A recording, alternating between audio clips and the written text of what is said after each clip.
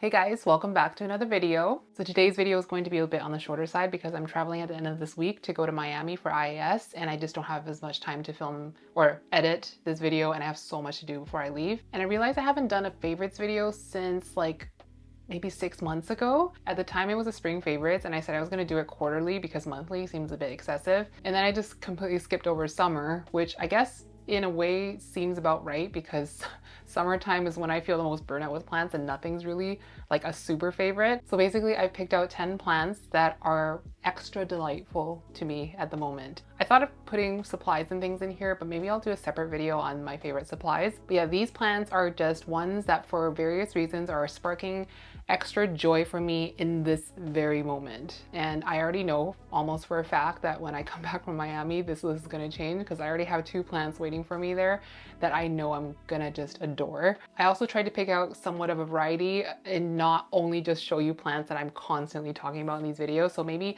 some of them are plants that you wouldn't have seen in recent times. And obviously, because it's me, they're mostly anthuriums, but I have a few non-anthuriums in here. So without further ado, the first one is one that like made me want to do a favorites video in the first place. And that is my little HU red crystal from Dania. This thing is like, it takes so much willpower not to just rip it up into pieces because it's so cute and I get such cute aggression from it. It's just so stinking round. I'm going to link Dania in the description because she has beautiful, humongous plants and she grows a lot of her plants in pond actually, which I think if you can make it work, you can obviously make it work really well because her plants are so big, like conservatory size. And I think her growing style is very similar to Amanda Bunny on Instagram because Dania says that she learned a lot from Bunny and Amanda grows the majority of her stuff in pond and it's like straight up like unaltered lechuza pond. So anyway, Dania got a King of Spades from Randy or Ardean plant. It came from Randy, but it was sold to her from Northern Tropicals. So she's grown it really huge and she's crossed it a few times. And she was able to send me and Charmaine each a seedling, which I'm so grateful for because I know she hasn't really sold any. So she sent 2 little tiny seedlings. They were about this size when we got it. I think it was like March or April. So fast forward like 5-6 months, this is what it looks like. And it has just been such a vigorous and strong grower. And a part of the reason why I'm so grateful to even have a seedling from this is because King of Spades is pretty notorious for having very small yields of berries. So whatever you put on King of Spades as a mother plant, like even if you get like a really strong specimen of a mother plant and you put a lot of like nice healthy fresh pollen on it and it looks like it's producing a lot of berries, you only get like a handful of viable seeds out of it. So that makes it even more precious to have this plant. And that's the reason why I haven't been using my King of Spades as a mother plant. I've been using it for pollen. Anyway, I keep getting sidetracked. This plant has been growing non-stop and every leaf has been so bumpy and so round that they're almost like circles. The veins on them are so thin and like spidery and wiry. Look at that, it's so cute. And it's been sizing up decently well. This will need an upsize probably in my next repot, so next week or something like that, because I definitely wanted to continue sizing up.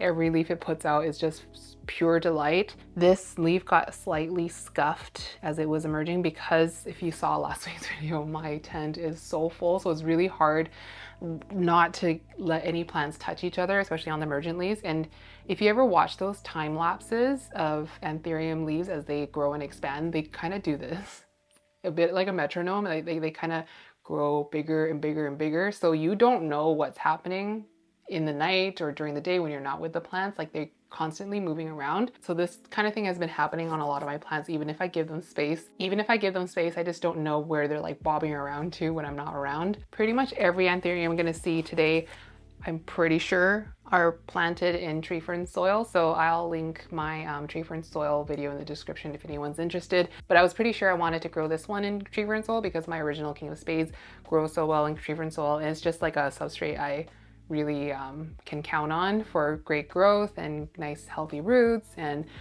supportive of a microbiome in the substrate. But anyway, this is by far my roundest plant. And I actually really love that the tip of the leaf is curled in, which makes it look even rounder. Like it's a straight up circle. It's amazing. So Dania, I hope you realize how grateful I am to have this, because this is like such a precious little thing. And I wanted to show our appreciation. So the last time we were going down the States, I was like, why don't we send Dania some seedlings? And there was a batch of seeds that me and Charmaine had just made at that point that Dania was quite interested in. So it was Red Crystal Port, this one, crossed with my King of Spades, this one. And I didn't know how many seeds we had because they were all with Charmaine. So I was like, oh, let's bring a couple down for Dania. And I realized that a lot of the seeds were rotted. So the ones that survived have not been very strong. I'll show you mine. This is not part of the favorites video, but let me think. It was like, I'm trying to remember when these seeds were harvested. I think it was the end of July. And of everything, I have 2 seedlings, and it was a full infructescence, so many berries. I don't know what happened, but this is the biggest one. And it's only on its 2nd leaf now at this point. So they're not the strongest specimens. So I feel really bad because I was like, oh, what an opportunity to like show our appreciation. And we gave her 2, I'm pretty sure they're like this size for her. So I'm sorry, Dania. We will replace it with some better seeds next time. Okay, so this next one I did show in last week's video, but I didn't spend too much time on it, but I wanted to highlight it because this thing is like so full of potential, and I only see great things from it from the future, because I don't really remember what the mother plant looked like that it was cut from, but I remember it took my breath away. Like, it was so beautiful. So this one is Ace of Spades crossed with Carla Blackier. It's a tiny little prop, but I am so stoked to have it. So the story behind this one is Amanda had sent a bunch of plants up here to be sold through Lauren, and there was, I think, 3 Ace of Spades Carlas, and all different specimens within the same seed batch. And then Andrea, who works at the shop, decided to buy one, and I was like, can we please swap cuttings of it? And she cut this one immediately, and it had just grown so quickly. It started like sprouting a growth point and rooting out almost instantaneously. And so it wasn't really long before she had this specimen ready for trade. And I traded her my Ace Bevet from that same shipment. But this plant is freaking phenomenal. This is the first leaf that's grown in my care, and the veins are starting to come out. So this is the first leaf on the cutting. So it's just like dark, no veins.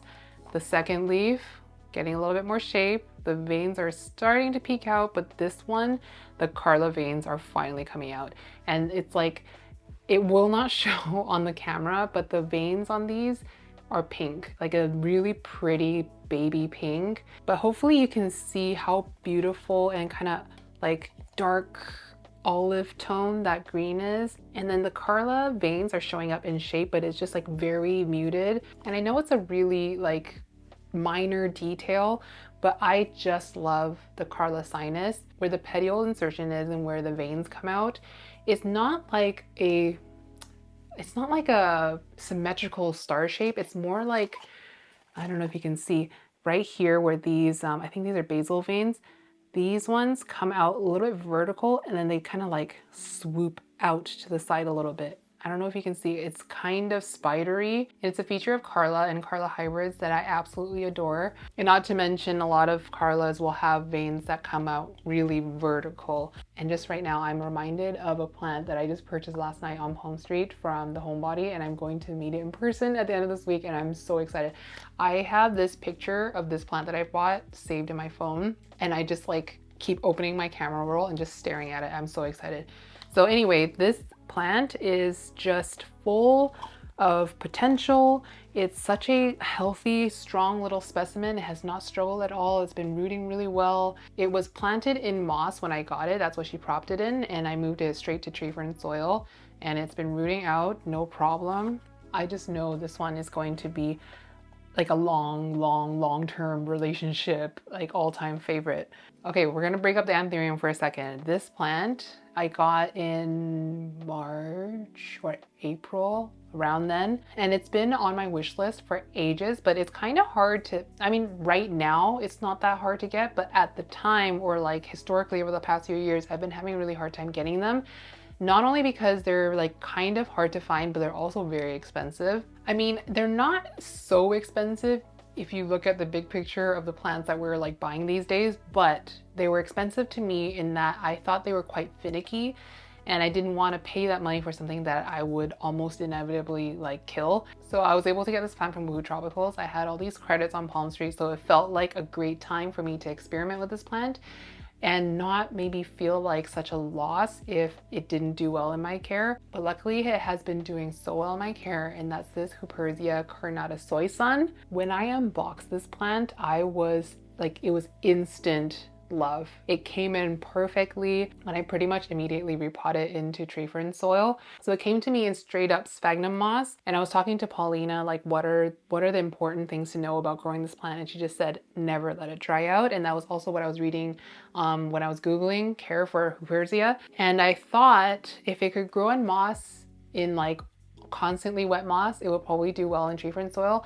And I'm here to tell you it does grow well in tree fern soil. I wanted originally to plant it in no drainage, but I ended up going with drainage because all the vessels that I had in the original spot I was going to grow it in, which is in this EXO, it had a little basket and the glass vessel just wouldn't fit in that basket. So I opted for something a little bit narrower. It has a leca layer at the bottom, so I could sit it in a reservoir, and that's what I've been doing. I've been like very diligent about never letting it dry out. It did come close a couple of times, which I feel like is what these little crispy tips are showing, but all the new growth has been really healthy and it actually has been growing. So if you watch the unboxing, you probably won't remember what that plant looked like, but it was like maybe this much shorter. So all these little branching ends are new growth. This little section was like flush with the substrate, so it's grown about this much. So it's not like a crazy fast growing plant, and I don't want it to be a crazy fast growing plant. I just want it to be just like there being beautiful. And this plant I eventually moved to my Millsville cabinet. So my Millsville cabinet downstairs has been a Hoya cabinet for the past few years, but I've started to transition as I'm kind of falling out of love with Hoya. I've sold a lot of them and I've made space for orchids that I want to grow, and I will continue to add orchids to that cabinet. And this plant is now in there and it really does transform the cabinet. Like it makes it all come together in a very jungly way, and I'm just so in love with this plant. And now I feel the confidence to grow other Huperzia. So one that is on my wish list right now is the Huperzia nummulariifolia. This one that looks like little braids and it's quite flat and like very neat. It's one of those Huperzia that doesn't branch like very wildly. So they all branch, but some of them will branch and like grow upwards and downwards in all different directions. I really like those ones. They look like bottle brushes. But this one and the nummulariifolia, from what I've seen it in person as well, it branches a bit more vertically, so you get a bit more tidier of growth. But that said, once I get that one, the next one on my list is, I'll put the name here. I don't know what it's called, but the one that has these bristly brush looking things. Jing has one and I think it's absolutely stunning. And I'm just excited to add to my Huperzia collection because this one gave me so much confidence. I think what was messing me up was that a lot of the Huperzia that was being sold, so in nurseries and things I see online, they're being sold growing upside down. So the pot will be like this and there's a big hole at the bottom and the Huperzia is growing down like this. So it's a lot harder to water without getting the plant really dirty. And I never really understood why specifically they had to grow upside down when they could trail and have a very, very almost identical growth pattern. So I read somewhere on Instagram, someone had posted this plant because I was looking for pictures and they had a little bit write up on their care, and they were like, when I grew this plant upside down, I was having a lot of trouble with it. It was like constantly throwing a fit. But when she repotted it to grow right side up, trailing downwards out of the pot, she was having a way better time with it and she was growing it in ambient. But yeah, I think if I had tried Huperzia back then when I thought I had to grow it upside down, I would have had a lot rougher of a time. But this has been great and I'm so excited to get more. I don't know if I'm going to propagate this thing because I've also heard that they're really hard to propagate. So let's say if I wanted to chop this one off, I couldn't chop it into like a million pieces and have them just all in a prop box and they'll all root and then grow out a new plant. I'm told that it can only basically root and grow from one spot. So it will only grow from the apical point. And I have also heard that they're very slow to root. So if you're looking for Huperzia, I would highly suggest Woohoo Tropicals because they have like beautiful ones. And I think they have a lot coming up in the future that they're still waiting on roots on. And that's where I got this one from. And it's insanely healthy. It just didn't even look like it was shipped when it came here. It was so perfect. And this is one of the best plants I got this year for sure. This was kind of like a last minute, like me remembering that they have Huperzia and adding it onto my order. And sometimes I make good decisions, and this is definitely one of them. Another plant I got earlier this year around March, April, and I think I talk about this plant a lot, but it's honestly maybe my most exciting, definitely top 3 most exciting plants that I'm really excited to grow out and see what it looks like and hopefully try to breed with it because it is freaking beautiful. So this one is my Carla Black Widow Michelle from Buzz Plants. So I'll put the Poland parent, the Black Widow Michelle, here. This is the entire reason why I wanted this plant. I would love to buy selflings of it. I know he has released selflings of this plant and I really wanted one, but I can't afford it at the moment. And I knew that I had this. So I was like, you know what? We can leave it. Hopefully he'll self it again in the future. This one is looking slightly rough at the moment because it got scuffed up. So this leaf got a lot of mechanical damage on it, but this plant needs water. Hold on, just giving it a tiny little bit of water because it was feeling suspiciously light. So I got this plant wanting a specimen that would resemble his Black Widow Michelle, which looks very much like Stripey. And in my mind, if it took on some Carla traits in conjunction with the Black Widow Michelle, that would honestly be perfect, like beautiful.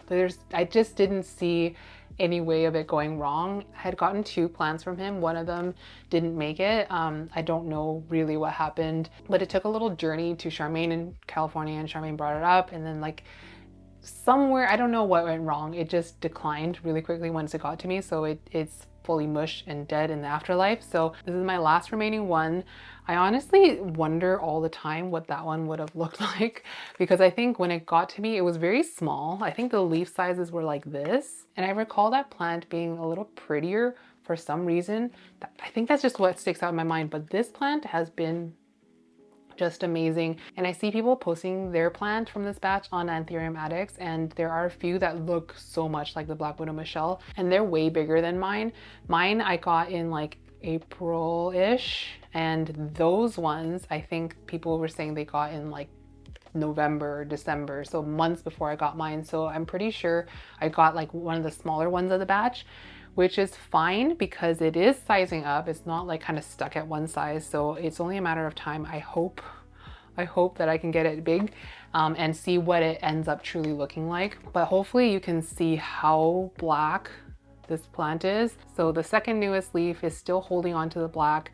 The veins are very skinny. So I was like hoping that it would stay like very minimal and pinstriped. I repotted it from a little 3-inch pot to a 4-inch pot.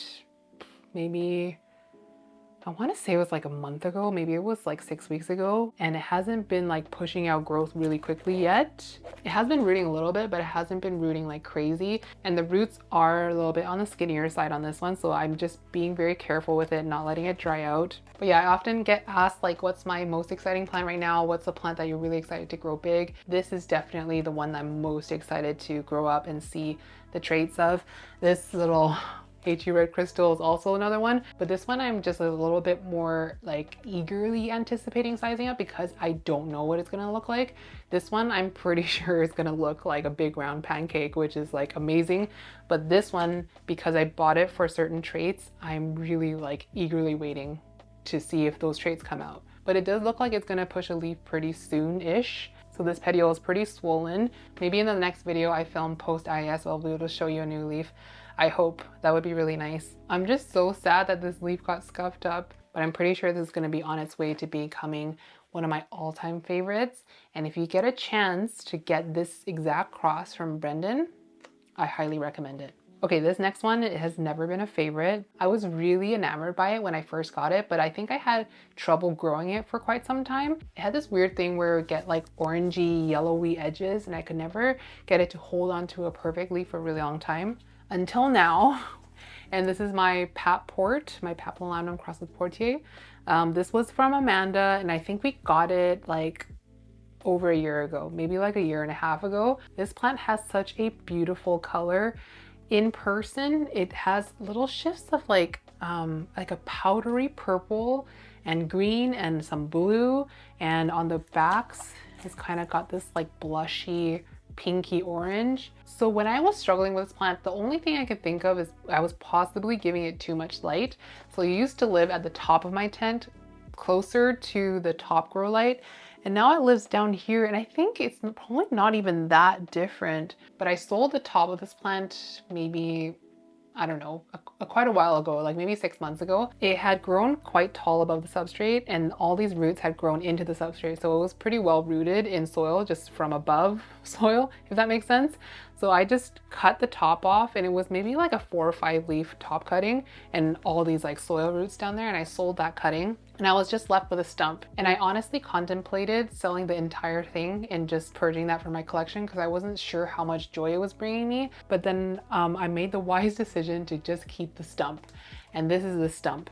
So this stump has grown 2 growth points. This side of the plant is where it's concentrating a lot more hormones, I guess. So this is the first leaf from that growth point. Then it popped this one, and then it popped this one. And this little one from the other growth point has been a little bit dormant. So my plan when I get back from IAS is to just separate these 2 growth points and grow this one independently so it can actually grow. I don't know which Papillanum was used or which Portier was used. I'm pretty sure this was bred years ago before people were naming everything. But either way, this thing is freaking pretty, and I'm so glad I kept the stump because this plant has been bringing me so much joy. I remember there was one day when I came home from like honestly a very annoying day. Like I had like an annoying day outside, and I was just like, ugh. And I ran to my tent and I just pulled this out, and I just like stared at, it was this leaf.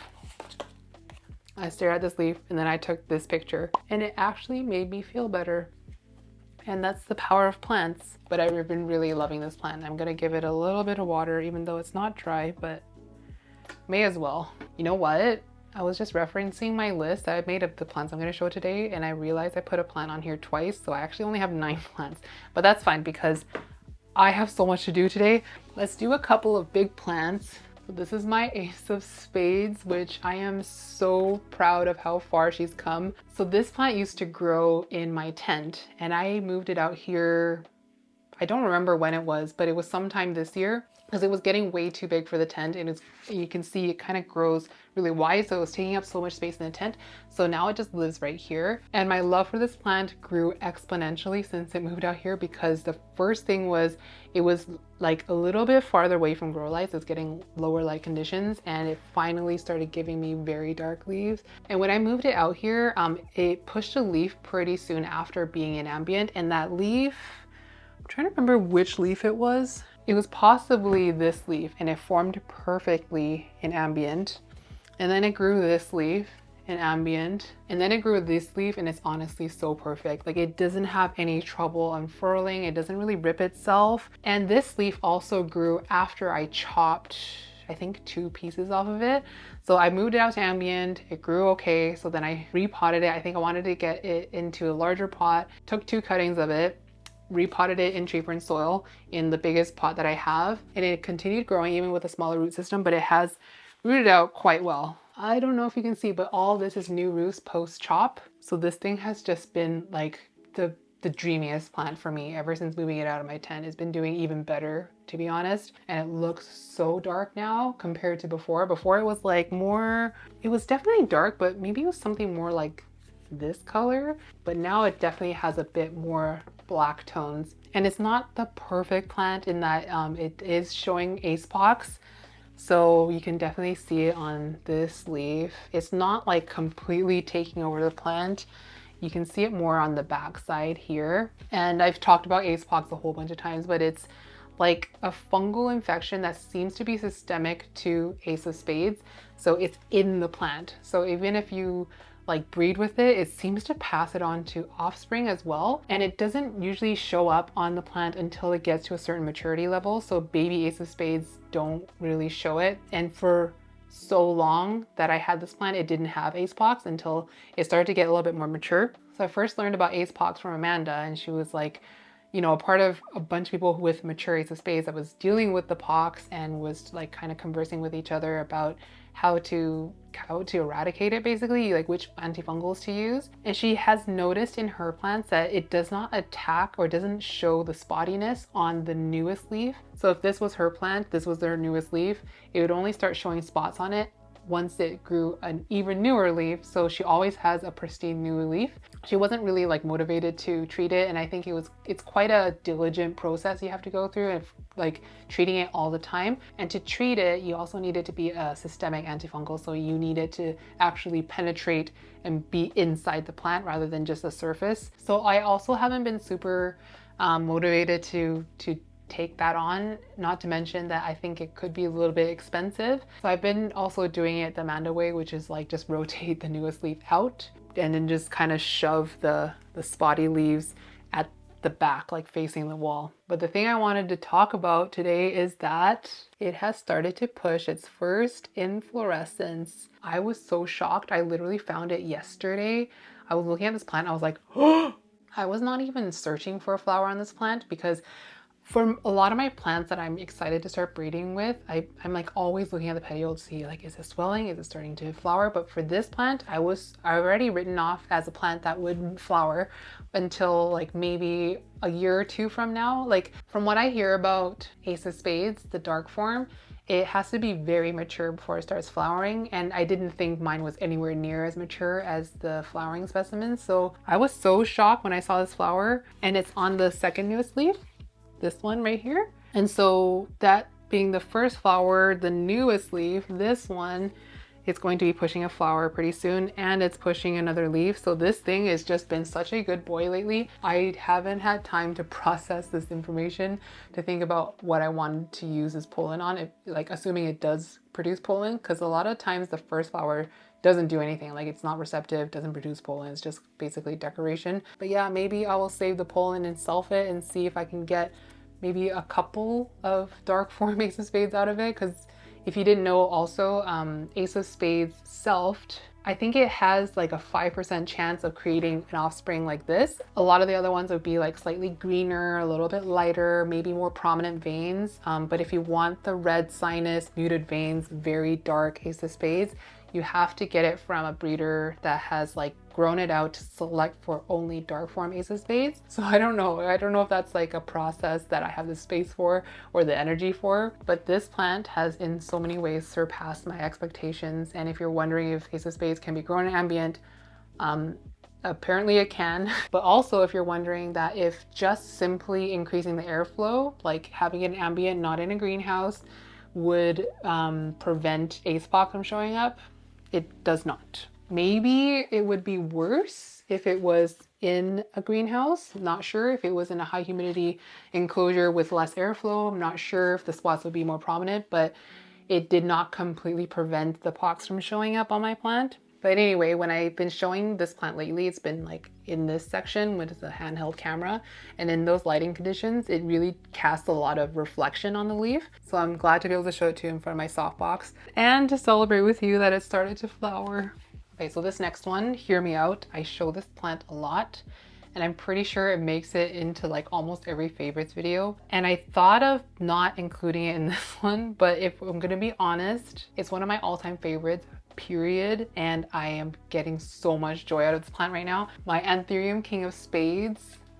Look at how that new leaf has formed. It honestly got bigger than I expected it to. So when I last showed it to you, I think it was in the plant tour video with Charmaine, it was very red and it was like that big, and I wasn't expecting it to expand this big, but this has gotten way bigger than the last leaf, which was this one, right? Yeah, this one. This was the last leaf, and it was like kind of stunted on the bottom. It didn't really form very well. This is actually the oldest leaf on the plant.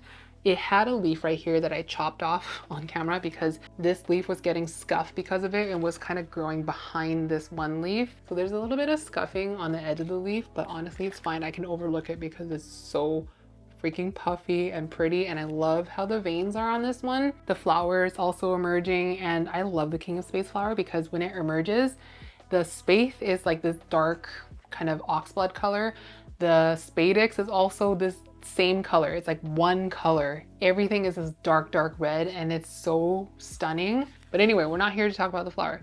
This leaf it's finally sizing up and forming better since starting to flower and since me chopping it. So it wasn't like the best decision ever, but it was like growing like this, so not huge. And then it started flowering, and then the leaves were kind of getting deformed, so they weren't fully forming. I'm blaming it on the flowering because it started flowering and the leaves started getting really wonky with like this big forehead and a small little chin. And so this leaf is the best formed leaf ever since the events of flowering and cutting. And I said I'm not going to cut this plant anymore, at least for 2 years. So maybe 2 years after my last cutting, I'll maybe consider cutting it again because I've been cutting this plant too often. It doesn't grow very fast and the internodes are very tightly stacked. So all the leaves are like next to each other. It's really hard to cut this plant without cutting a petiole off. I don't know if you'll be able to see it from the stem, but every petiole is really tightly stacked on top of each other. And the other thing about this plant, I don't know if this is the case with all King of Spades, but my specimen will not properly grow after cutting if the cutting did not have a leaf attached to it. So if it was like a leafless stump, I've lost at least a couple of those, and so have my friends who have gotten plants from the same seed batch. So I got this plant from Ardean plant so long ago. I think it was like 4 years ago, and I am so glad we got it then because I don't think I can afford a King of Spades that looks like with the characteristics that I like at the prices they are at now. Like, it's not hard to get a King of Spades like selfling, and a lot of cool mutations are coming out of it, but this is what I want. Like the color combinations, the spidery veins, the roundness, like this is it. This is what I want in King of Spades. So I'm so grateful to Past Alice for importing this. Of all the Indonesian imports that I've ever gotten, this is probably the top. This and Dark Phoenix. And sometimes, you know how you get all these soliciting DMs from growers, especially in Indonesia? Sometimes you got to answer a couple of them because that's how I came to own this. Like Randy, we've ordered from him a whole bunch of times, and I just imported from him this year. That was the product of me opening my DMs and actually just looking at the plants that he had. Usually I instantly delete those, but I don't know. I was in a chatty mood that day, I guess, and that led me to own this plant. And I know some of you guys have also ordered from Randy, and I hope that you have gotten like amazing plants as well, because the plants that I get from him are always really healthy. He's been such a communicative seller. Like, he responds right away and he packages really well. And I know that there have been plants where he's like, maybe don't get this one, or like, you know, this one's not as healthy, or like he's very honest, I feel like. So it's just been great experience with him, and it's because of him that I was able to get this. He does say this came from Haji Uli's garden, in that he got his stock, his HU stock from him. So at the time when we got it, the King of Spades name hadn't even landed yet. So I don't know if this name was even floating around, but nobody was calling this King of Spades, and it was kind of like it wasn't a new hybrid, but in the Western market, nobody really knew about it. So it was being called Red Magnificum. And actually another funny story is I had picked a specimen out of a lineup. So we had a photo and we were circling the ones that we wanted. And the one that I actually picked at that point got sold to somebody else by accident. And he sent this one. I was like, that's not the one I chose. And I was kind of upset about it because the one that I picked had a lot of like bleeding silver. So it would like have this silvery stuff feathering out from the veins. But if I think about it now, I think like I'm glad that happened because I think I like this plant more. Yeah, I just want to show you up close how red those veins are. That sinus, the emergent leaves on this plant are so red. I think it is manipulated by light and temperature. So I think with quite high light, you can get more vibrant colors out of it. And also I think with cooler temperatures, you also get more like purples and reds. So I'm sorry that I talk about this plant all the time, but it honestly is like one of my top 3 all-time favorites. And really quickly, I wanted to show you the prop from that plant. So the last prop that I ever took, I was so shocked that this was the size of a leaf that came out of the stump. I mean, I don't know if you technically call it a stump because it had a leaf attached, but I've chopped that leaf off since. But this was the first leaf from the axillary bud, and it's such a good size. So I had it growing in ambient. It was like in an open like prop tray, and unfortunately it got some thrips. So I've treated it. I'm pretty sure thrips are gone. I haven't seen any signs of thrips for the last few weeks, but it does have a little bit of thrip damage on it. So it is isolating in an exo with other plants. I've done full spino on everything and I've been checking it constantly and I haven't seen any thrips since then, but they're isolated just in case. But I wanted to show how cute it is at a more juvenile size. Okay, my second non-anthurium is a plant that I am so happy it's back and growing nicely again. This is my Alocasia scalprum. I cannot tell you how many times I almost threw this plant out. So I got this so long ago. It was in 2021. And it was a tiny little baby from the nursery, and I grew it in soil for so long, even though I grew like all my Alocasia in pond, and it took me until like, I don't know, December last year to finally get it into pond. And I mean, Alocasia like pond, they like no drainage, but it was a soil to pond transition, and I honestly didn't really expect the scalprum to throw a fit, but it did. It got really bad guttation, I guess maybe from sitting in water for too long, and it just dropped all its leaves, or they got so mushy and brown that I just chopped them off. So it was a leafless stump for a little bit. And then this leaf came out and I was like, oh my gosh, it's so big, it's so pretty, it's finally back. And then it promptly pushed this leaf, which was like interesting because it was so wide compared to this one. And then it pushed this leaf, which is so big and also kind of weirdly wide, but it's so pretty and I'm so glad to have it back because this is my favorite Alocasia that I own. I'm honestly scared for it to start flowering like crazy again because it was flowering a lot when it was unhappy, and I think that's something that Alocasia do. It just pushed this and I kind of think it's a leaf. I'm pretty sure. I can see the veins on it that show that it's a leaf. So I'm so glad that it's back, and I hope that it doesn't kind of start going dormant or start dropping leaves again in the winter. It's really honestly not a difficult Alocasia, but because I've been going through ups and downs with it, I'm just not keeping my hopes up. And it was during the summer, during the warm months, that it kind of came back again, and it came back stronger than it ever has been for me. Like, I've never had leaves this healthy and this big, and I know it can get a lot bigger. I'm hoping that this leaf is quite big. I can't tell how much water is in this vessel. I actually think it's kind of empty. It's not that heavy, so I'm gonna give it a bit of water. But yeah, I don't plan on repotting this anytime soon. I don't think I'm gonna repot it in 2025, to be honest. I've grown Alocasia in the same container for many years, the same no drainage container in semi-hydro. I'm just gonna have to live with this algae and kind of like guess where the water line is, because every time I repot Alocasia, they just start dropping leaves, and I just don't want to deal with that with this one. It's so pretty. Like, look at those purple backs. And like when it gets mature is when it starts to get really black. And this one is right under grow lights. So they're not the strongest grow lights. There's 2 Barina T5s in there. So I guess a combined total of 20 watts. And this leaf was like this far away from the light. And you still have really nice blacks. It doesn't really bleach. A lot of people get the juvenile scalprums and they're like wondering if it's ever going to be black like this or if it's like a different form.